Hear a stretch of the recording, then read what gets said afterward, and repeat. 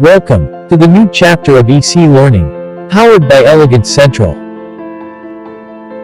Please subscribe our channel, like, share, comment, and also enable the bell button to get the recent notifications.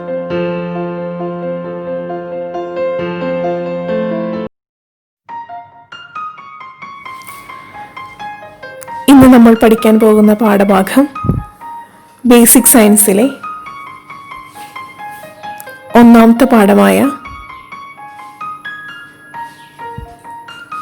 ജീവന്റെ തുടിപ്പുകൾ അല്ലെങ്കിൽ caskets of life എന്ന ഭാഗമാണ്. ഇന്ന് എന്തുകൊണ്ടാണ് നമ്മൾക്ക് സ്കൂളിൽ പോകാൻ പറ്റാത്തത്?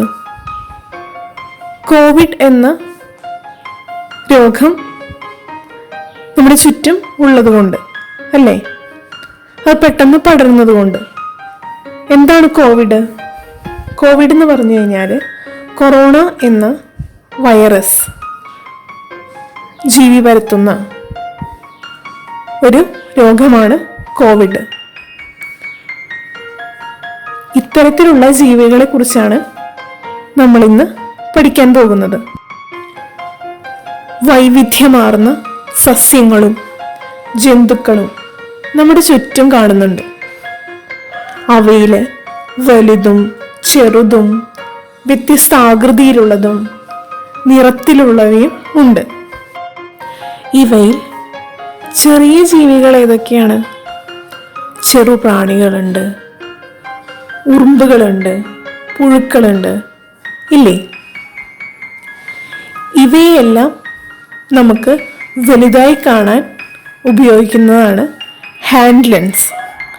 അതായത് ചെറുജീവികളെ വലുതായി കാണാൻ ഉപയോഗിക്കുന്ന ഉപകരണമാണ് ഹാൻഡ് ലെൻസ്. അതായത് ലെൻസ് ഉപയോഗിച്ച് നമുക്ക് ചെറുജീവികളെ വലുതായി കാണാൻ സാധിക്കും.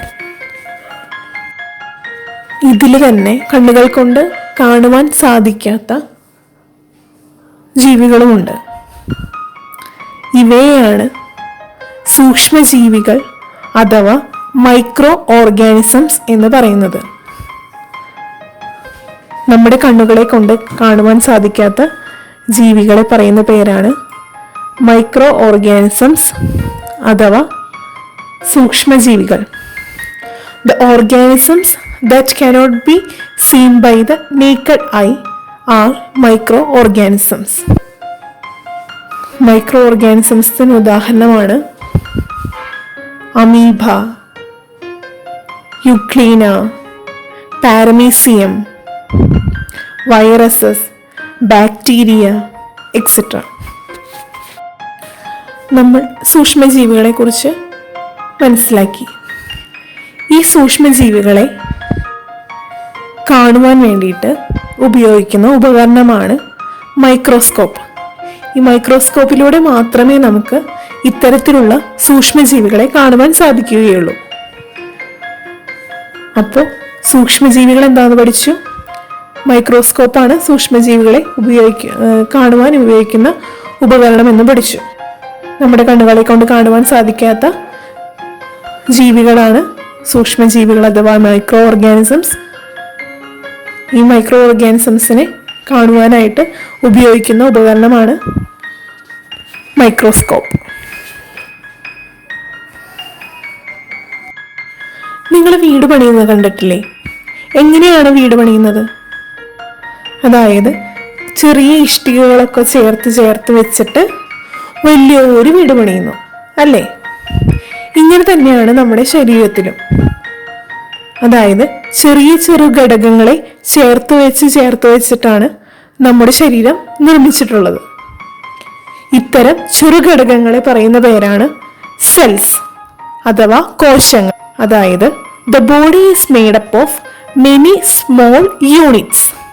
These small units of the body are called cells. നമ്മുടെ കോശങ്ങൾ എന്താണെന്ന് പഠിച്ചു. ഇത്തരം കോശങ്ങൾ കൊണ്ടാണ് എല്ലാ ജന്തു ജീവജാലങ്ങളുടെയും ശരീരം നിർമ്മിക്കപ്പെട്ടിട്ടുള്ളത്. സസ്യങ്ങളായിക്കോട്ടെ ജന്തുക്കളായിക്കോട്ടെ എല്ലാ സർവ്വജീവജാലങ്ങളുടെയും ശരീരം നിർമ്മിക്കപ്പെട്ടിട്ടുള്ളത് ഇത്തരത്തിലുള്ള ചെറിയ കോശങ്ങൾ കൊണ്ടാണ്. കോശങ്ങളുടെ എണ്ണത്തിന്റെ അടിസ്ഥാനത്തിൽ നമുക്ക് ജീവികളെ രണ്ടായി തരംതിരിക്കാം. ഒന്നാമത്തെ ഏകകോശ ജീവികൾ അഥവാ യൂണിസെല്ലുലാർ ഓർഗാനിസംസ്. രണ്ടാമത്തെ ബഹുകോശ ജീവികൾ അഥവാ മൾട്ടി സെല്ലുലാർ ഓർഗാനിസംസ്. ഒരു കോശമുള്ള ജീവികളെ പറയുന്ന പേരാണ് ഏകകോശ ജീവികൾ അഥവാ യൂണിസെല്ലുലാർ ഓർഗാനിസംസ്. അതായത് there are organisms with only one cell. They are unicellular organisms. അതിന് ഉദാഹരണങ്ങളാണ് amoeba, paramecium, യുക്ലീന, bacteria, viruses etcetera. രണ്ടാമത്തെ ക്ലാസിഫിക്കേഷനാണ് ബഹുകോശ ജീവികൾ അഥവാ മൾട്ടി സെല്ലുലാർ ഓർഗാനിസംസ്. ഒന്നിലധികം കോശങ്ങളുള്ള ജീവികളെ പറയുന്ന പേരാണ് മൾട്ടി സെല്ലുലാർ ഓർഗാനിസംസ് അഥവാ ബഹുകോശ ജീവികൾ. അതായത് organisms with more than one cell in the body are multicellular organisms. Examples animals, plants. ഇനി നമുക്ക് ഏകകോശ ജീവികളായ അമീബ, പാരമീസിയം, യുക്ലീന എന്നിവയുടെ ചിത്രം ഒന്ന് വരച്ച് പഠിച്ചാലോ? അമീബ എങ്ങനെയാണ് വരയ്ക്കുന്നതെന്ന് നോക്കൂ.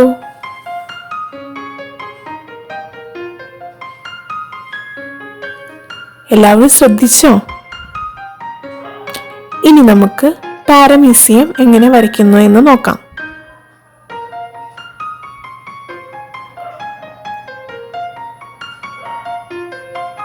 അടുത്തതായി യുക്ലീന എങ്ങനെ വരയ്ക്കുന്നുവെന്ന് നോക്കാം.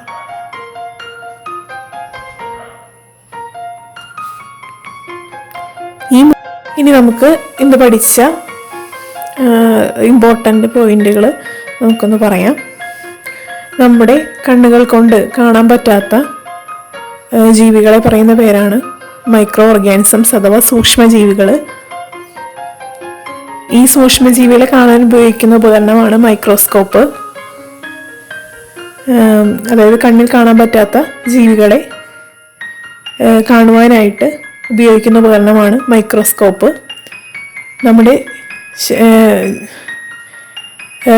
ജീവിതത്തിൻ്റെ അടിസ്ഥാനം എന്ന് പറയുന്നത് സെല്ലാണ്. Cell is the fundamental unit of life.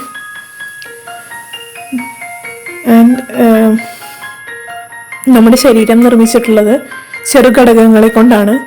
ഈ ചെറുഘടകങ്ങളെ പറയുന്ന പേരാണ് സെൽസ് അഥവാ കോശങ്ങൾ.